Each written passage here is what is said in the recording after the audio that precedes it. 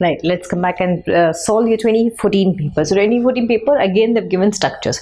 So my request is, please practice the structures. What structures should you practice for the board exam? You are supposed to practice structures of xenon compounds, which I already did. You're going to practice structures of oxides of nitrogen. Then you have structures for oxo acids of sulfur, phosphorus and halogens. I did for all, right? Please practice them. Now all the 5 sets you need to memorize. How many ever times you can practice, please practice it. Let's come back and solve the first question. Now basically, reaction of phosphorus with water. It is a preparation method for preparing phosphine. Remember. So how should you do? Try to pick up 6 moles. Okay. Try to write 6 moles first. When you write 6 moles, what happens?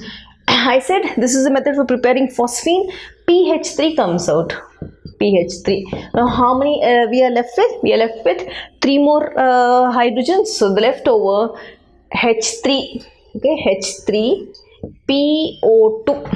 Okay, now observe carefully, 3 moles. Now observe, 3 hydrogens here, 3 hydrogens here, but total when I count, 3 3s are 9, 10, 11, 12, 6 2s are 12. Phosphorus, 3 phosphorus and 1 phosphorus, P4, and water molecule, oxygen, 3 2s are 6, 3 2s are 6.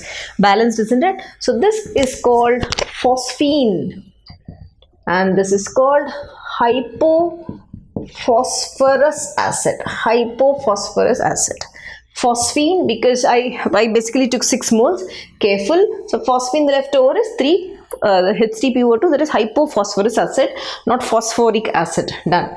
Now when I have to see this reaction, again simple, just see XeF4 plus XF2. What will happen? XeF6.